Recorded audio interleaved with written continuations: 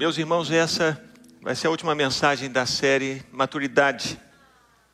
Nós temos caminhado em cima da história de Jacó. E nessa noite eu queria enfatizar uma expressão que é muito diferente da expressão que às vezes ouvimos na nossa história. Algumas pessoas dizem assim: a esperança é a última que morre.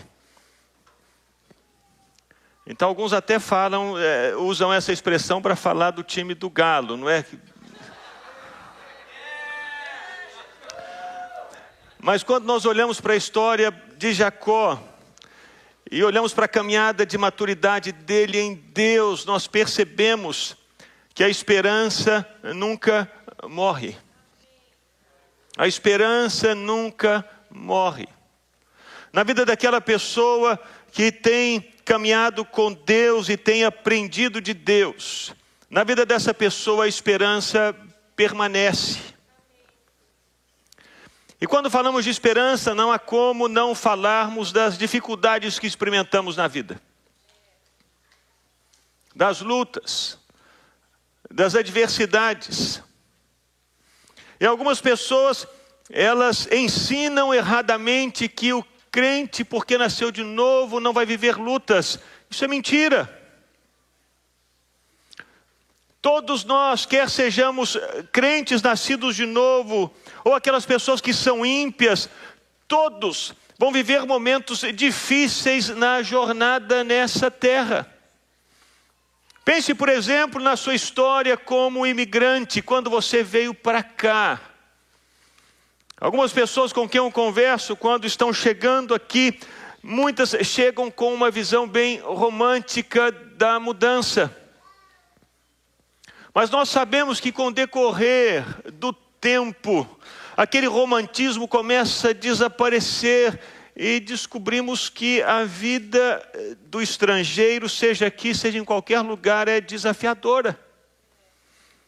Aqui nós nos tornamos crianças novamente, ninguém te conhece, você não é conhecido por ninguém. Lá no nosso país de origem nós temos o médico da família, temos o vizinho que conhecemos, temos o tio, temos o avô, temos o amigo do primo, do vizinho, e eles nos ajudam de alguma maneira. Nós temos uma rede de relacionamentos no nosso país de origem que foi construída não por nós mesmos, mas pelos nossos pais, pelos nossos avós e daí por diante.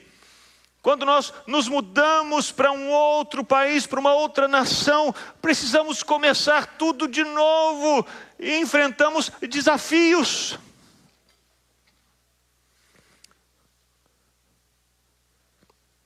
Ouvimos muitos nãos.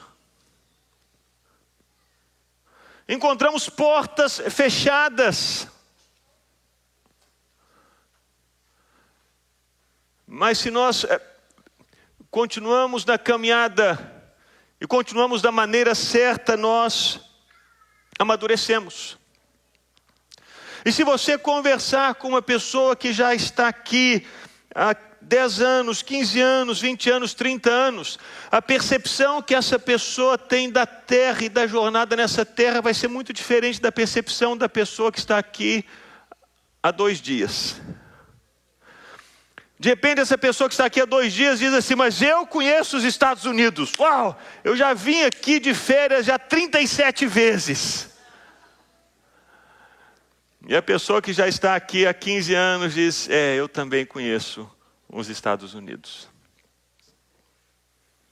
Essa pessoa que está há mais tempo conhece de uma perspectiva mais madura.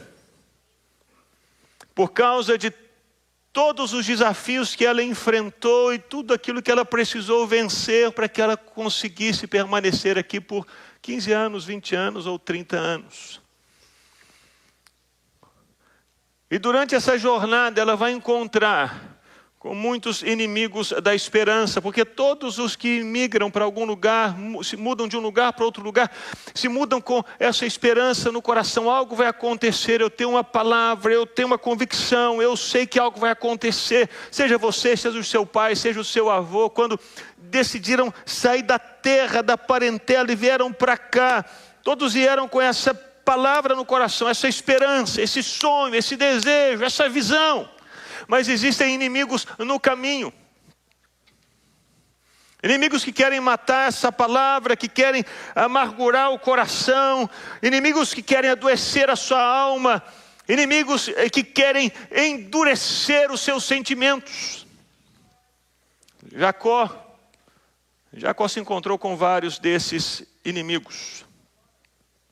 Depois que Jacó teve um encontro com Esaú, ele lutou com Deus em Peniel. Depois que Jacó permaneceu em silêncio e de repente, como vimos no último domingo, ele foi alvo dessa graça imerecida e repetida, insistente de Deus. E decidiu enterrar os ídolos em Siquém e voltar para Betel, lugar para onde ele já deveria ter ido quando saiu de Padã Arã. Agora nós encontramos um Jacó com todas essas experiências com Deus, continuando a jornada e encontrando inimigos. E o primeiro que ele encontra, quando ele chega em Betel e parte de Betel, como está em Gênesis 35:16, foi a morte da esposa. Raquel. Aquela por quem ele havia trabalhado para o sogro durante 14 anos. Aquela que ele amava tanto. Raquel, no meio do caminho, no meio da viagem, nessa jornada da vida, ela morre quando está para dar à luz Benjamim. Ela morreu. A esposa, a companheira, a querida, a amada. Esse é um baque no coração desse homem que está buscando andar com Deus, caminhar com Deus. E agora o que acontece? A minha esposa, ela parte. Como se isso não bastasse. Pouco tempo depois, Jacó experimenta um outro baque para que o coração dele fique endurecido. O filho mais velho, Rúben, se deita com Bila, que era concubina de Jacó. Bila era a mãe de 2 filhos de Jacó, mãe de Dan e de Naftali.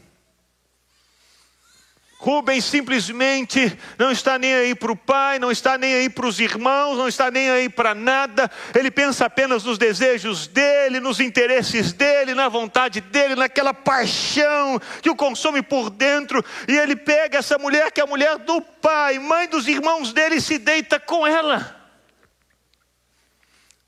Como fica o coração de um pai ou de um homem quando essa notícia lhe chega aos ouvidos? Que baque é esse? Mas a história de Jacó não termina aí. Pouco tempo depois, ainda no capítulo 35, nós lemos que Jacó se encontra com Isaac, seu pai, no versículo 27, e enterra o pai. Ele e Esaú se encontram para sepultar Isaac. O pai morre.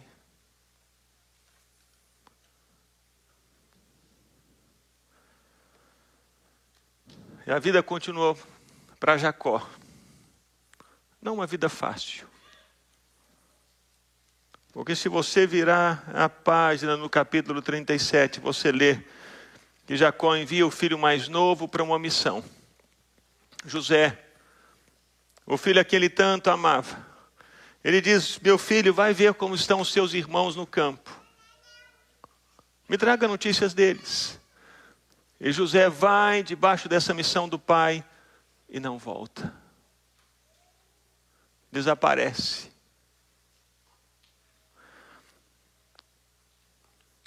Como você acha que se encontra o coração desse pai? Quantas não são as perguntas que ele certamente faz com ele mesmo por causa dessa situação? Eu enviei José. Eu enviei meu filho. Antes eu não tivesse enviado, antes eu não tivesse feito isso. Por que que isso aconteceu? Ele não voltou. José simplesmente desaparece do mapa e Jacó não tem mais notícias dele. Recebe apenas a túnica de José manchada de sangue, e chega à conclusão: o animal o pegou no caminho e o estraçalhou.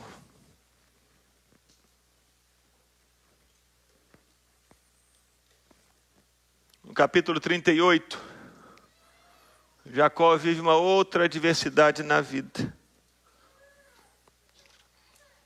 Judá, um dos filhos, se casa. Não sabemos o nome da esposa de Judá, sabemos apenas o nome do sogro dele, que chamava-se Sua. Judá, um dos filhos de Jacó, se casa e tem 3 filhos. Jacó, portanto, tem 3 netos. E ainda não sou avô, mas os avós dizem que os netos só trazem alegria, não é? E a gente entende por quê. Porque quando vai ficando muito difícil, os avós devolvem os netos para os pais. Leva para casa. Jacó tem 3 netos. Onã e Selá. E ele ouve a história e vive a dor de enterrar 2 netos. E Onã morrem.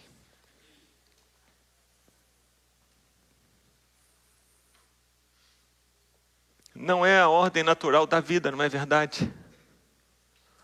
Na ordem natural da vida, os filhos enterram os pais, os netos enterram os avós, mas aqui é Jacó quem enterra os netos. São baques atrás de baques, dificuldades e desafios atrás de desafios.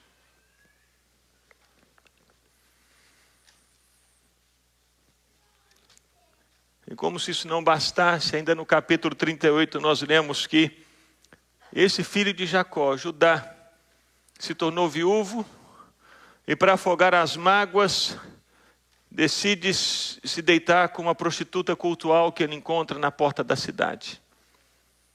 Não sabendo ele que essa prostituta cultual era a sua própria nora, que, indignada com Judá, se veste de prostituta e o leva para ter relações com ele. Judá tem relações com a nora. Ela engravida, tem 2 filhos. E de repente Judá ouve alguém da cidade dizer: Tamar, a sua nora, está grávida. A resposta de Judá, versículo 24 de Gênesis 38. Passados quase 3 meses, foram dizer a Judá: a sua nora Tamar se prostituiu, pois está grávida. Ao que Judá respondeu: tragam-na para fora para que seja queimada. Quando a estavam trazendo para fora, ela mandou dizer ao sogro: eu estou grávida do homem a quem pertencem essas coisas. E disse mais: veja se reconhece de quem é este selo, esse cordão e esse cajado. Judá os reconheceu e disse: ela é mais justa do que eu, porque eu não a dei a Selá, meu filho. Judá havia feito um compromisso com ela de entregar o filho Selá a ela e não entregou, não cumpriu a palavra, mentiu, enganou.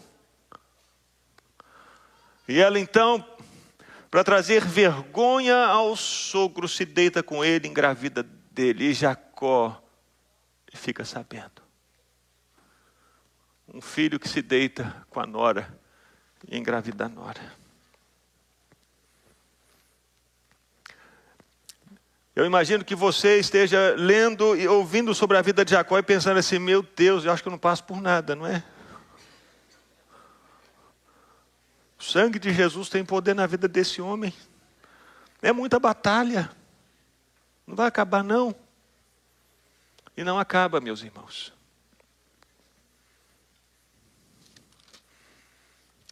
Porque em Gênesis 42 nós lemos que Jacó está com todo o povo dele na terra e vem fome na terra. E então ele envia os filhos para o Egito para que eles não morram. Meu Deus, o que esse homem fez de errado? Algumas pessoas que começam a viver dificuldades na vida, o outro já chega e olha assim: está em pecado, só pode. Leva lá no pastor para orar, porque eu tenho que quebrar essa maldição em nome de Jesus.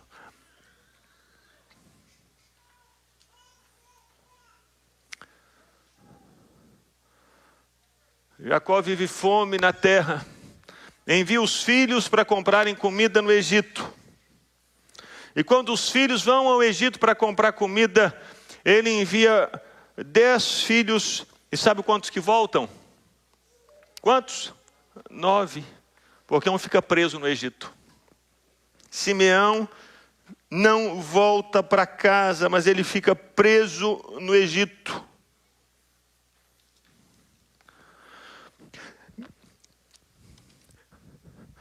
Se fosse você a viver situações assim, como estaria o seu coração?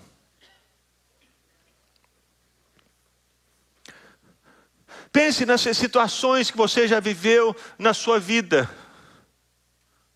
Pense nos nãos que você recebeu, nas propostas que deram errado, nas palavras que as pessoas não cumpriram, nas portas que foram fechadas, nas pessoas que você perdeu durante a caminhada.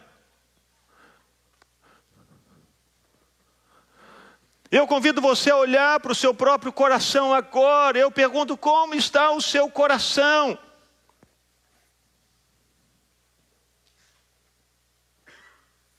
Será que a esperança morreu? Será que o seu coração se tornou endurecido e amargurado com Deus? A ponto de você dizer, Deus, eu cansei, não quero mais, eu desisto, eu não te busco. O Senhor me abandonou, o Senhor me desamparou. Meus irmãos, com certeza essa pode ser a atitude de algumas pessoas que ainda precisam navegar mais fundo em Deus. Porque Jacó passou por tudo isso.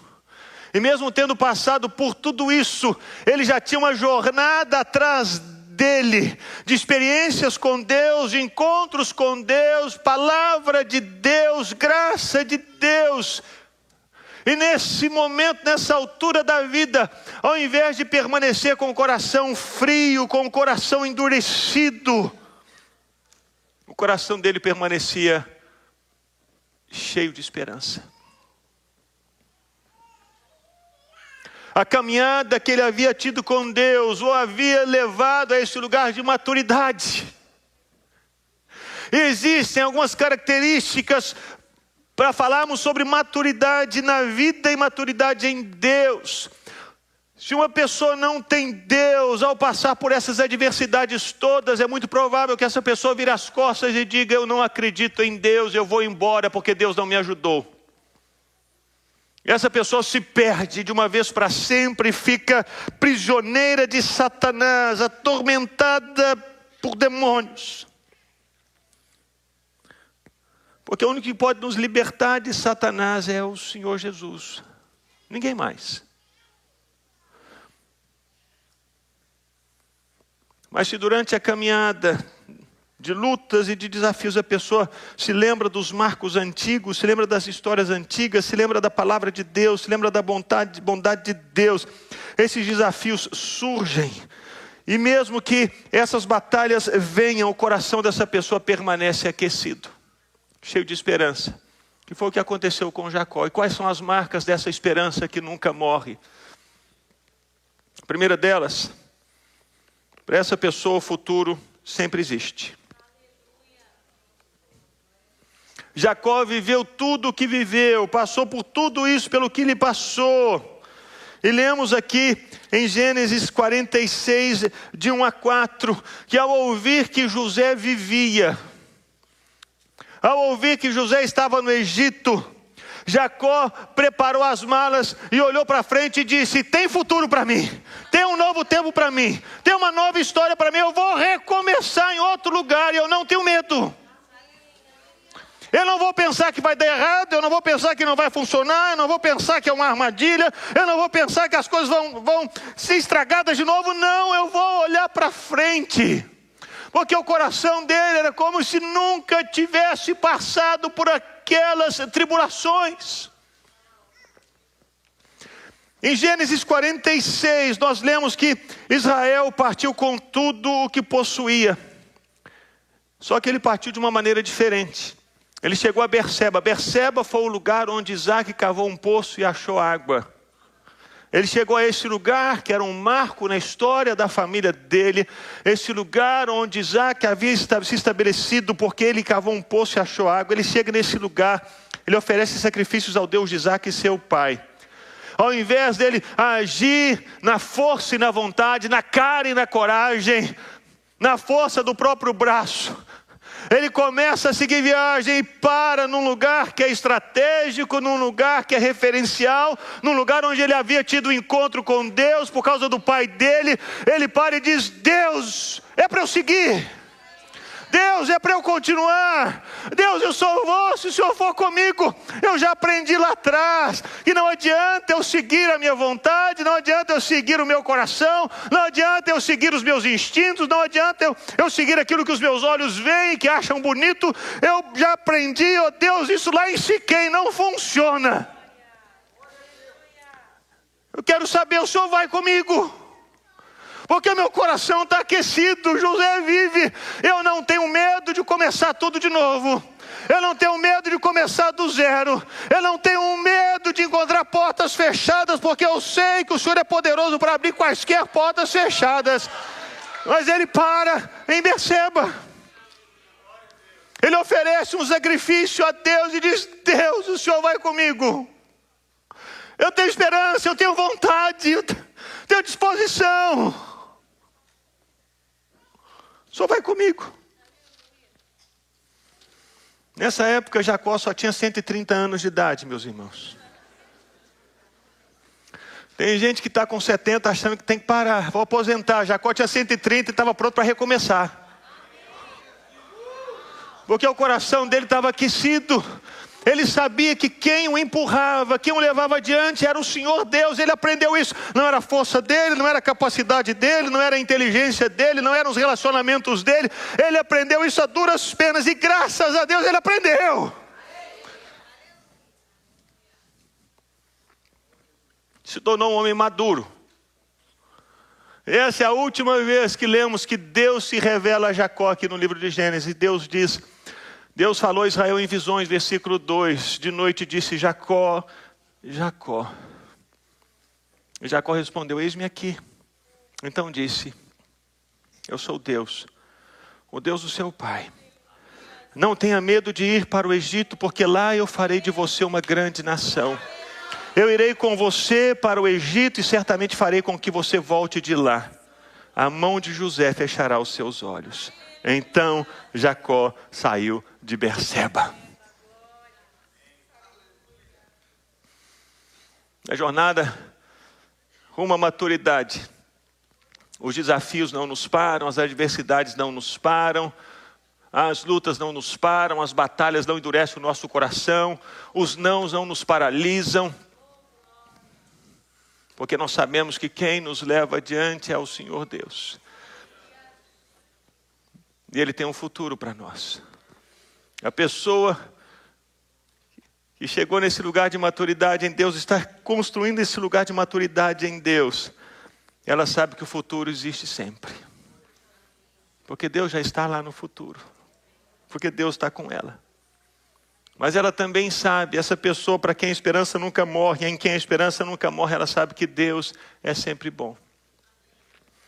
O futuro sempre existe, Deus é sempre bom.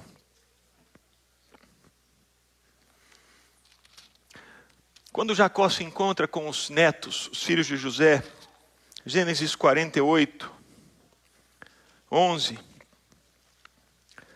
ele disse assim: eu não esperava ver o seu rosto outra vez. E eis que Deus me permitiu ver também os seus filhos. Eu achava que eu não ia ver você, mas Deus me deu a graça de ver os meus netos. A pessoa que tem esse coração sarado e tem um coração cheio de esperança, ela sempre vai olhar para Deus e vai saber: Deus, eu posso não entender muita coisa, eu acho que eu não vou ver isso, mas eu sei que o Senhor é bom. Existe gratidão no coração dessa pessoa. E aqui nessas palavras de Jacó nós percebemos gratidão. Deus está me dando o privilégio de ver os meus netos. Eu achei que eu nem ia te ver. Deus é tão bom. Deus é tão bom. É um coração sarado. É um coração que não aponta o dedo para Deus, dizendo: Deus, por que o Senhor fez isso? Em nenhum momento nessa história de Jacó, nós vemos Jacó apontando o dedo para Deus e dizendo assim: por que o Senhor fez isso? Nunca. Nessa jornada, Jacó aprende que ainda que ele não entenda, ainda que ele não compreenda, ainda que ele não tenha todas as respostas, ele sabe: eu não tenho as respostas, mas eu sei de uma coisa: Deus é bom. Ele é sempre bom. Esses eram os óculos que Jacó usava para enxergar a vida. Portanto, a próxima vez que o pneu furar, que o Senhor te livre e te guarde, não fure, né? Mas se furar, você fala assim: Deus, o Senhor é bom. Quando a comida estragar no forno, você diga: Deus, o Senhor é bom. Se de repente alguma porta se fechar, que você possa dizer: Deus, essa porta fechou, mas eu sei que o Senhor é bom. Estou vendo aqui o Luciano e a Camila. O Luciano tem uma história linda. Eu me lembro o dia que ele me ligou, tinha ido fazer o ultrassom com a Camila. Ele disse: pastor, acabei de fazer o ultrassom. Eu falei: e aí, Luciano, como é que foi? Pastor, não é um filho não. Eu falei: não, é 2, não, 3. Trigêmeos.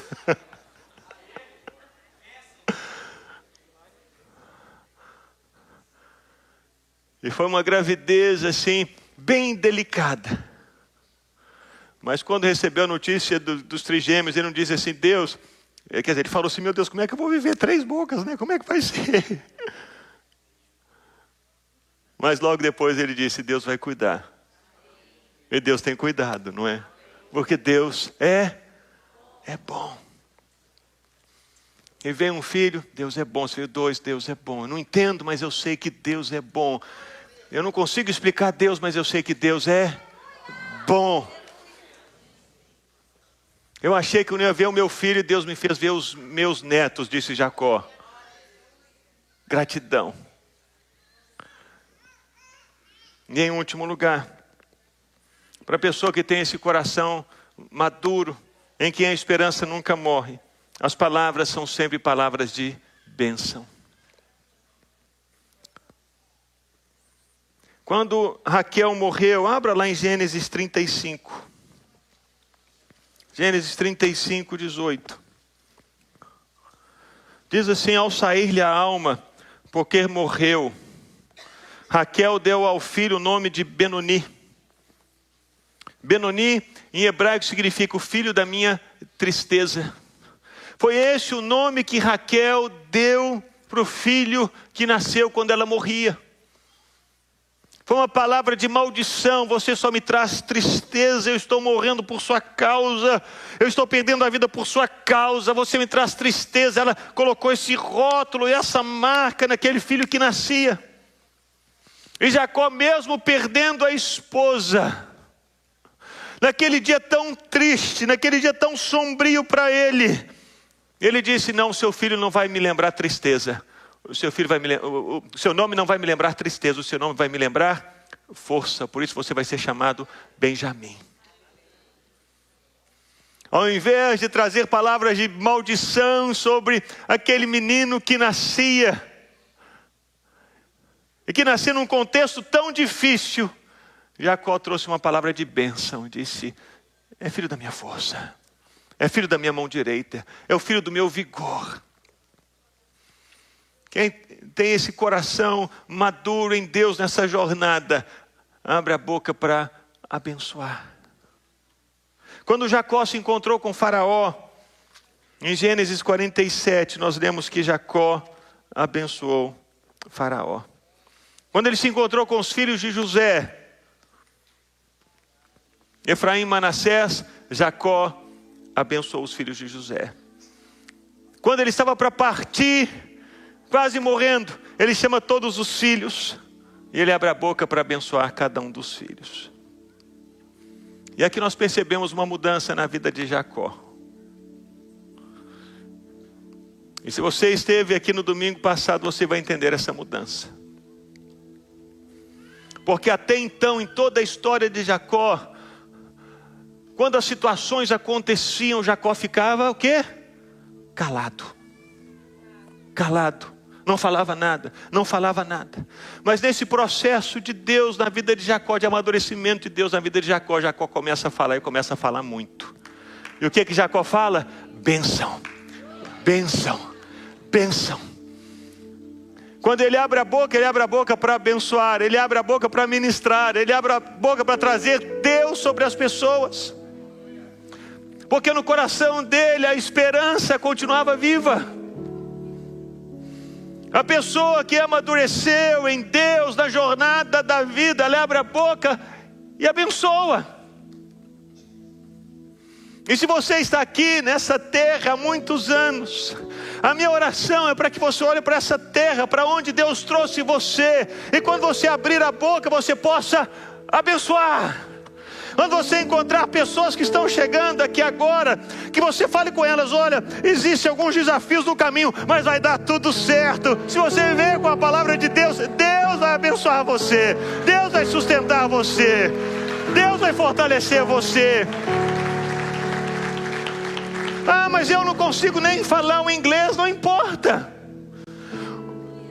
Um dos melhores missionários que nós tivemos na Índia, o pastor Paulo, que já partiu para estar com o Senhor, foi o pastor da Raquel. Raquel está aí?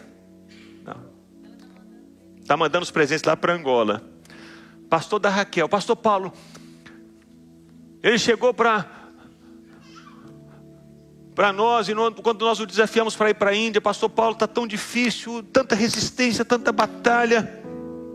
Ele olhou para nós e disse assim, em inglês, ele fala assim, inglês não sei falar não, mas eu sei falar a língua do céu. E meus irmãos, o pastor Paulo ficou lá na Índia 5 anos. Ele andava pelas ruas da Índia orando a língua do céu. E quando ele encontrava alguém, ele abraçava e derramava amor.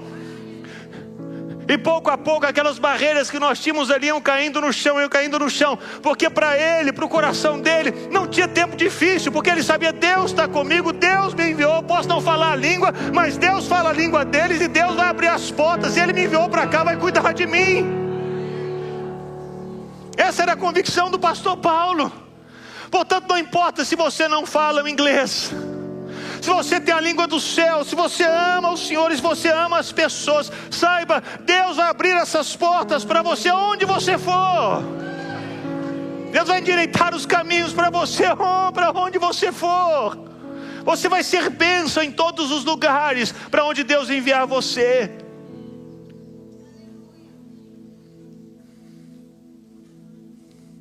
E quando você ouvir pessoas dizendo: eu não sei falar o inglês, você vai poder compartilhar com ela e perguntar: você sabe falar a língua do céu? É isso que importa. As suas palavras vão ser sempre palavras de vida e de bênção.